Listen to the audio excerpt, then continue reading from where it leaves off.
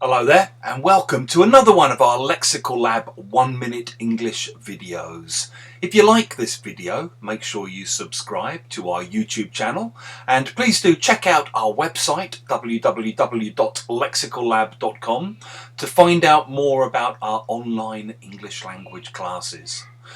This morning I was teaching online and one of my usually very punctual students turned up late. We'd been doing some pair work stuff in breakout rooms, and when I closed the breakout rooms and brought the group back to a whole class view situation, I realised that this particular student had turned up and she was looking rather stressed and flustered.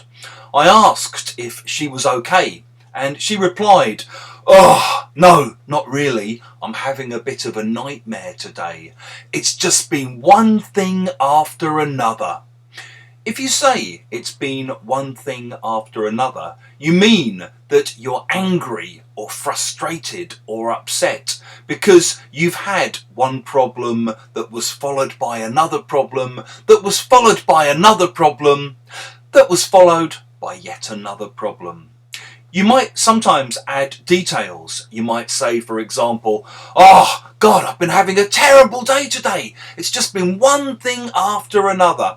First, I managed to lock myself out of my flat. Then my car wouldn't start, so I had to get the bus. There was a traffic jam in town, so I got to work late, and my boss was annoyed with me. And then my son's school phoned me and told me to come and pick him up because he was ill. Ah! Nightmare." If you've enjoyed this video, make sure you click the like button, share it with your friends, and in the comment section below, we'd love to see examples of how you might use one thing after another.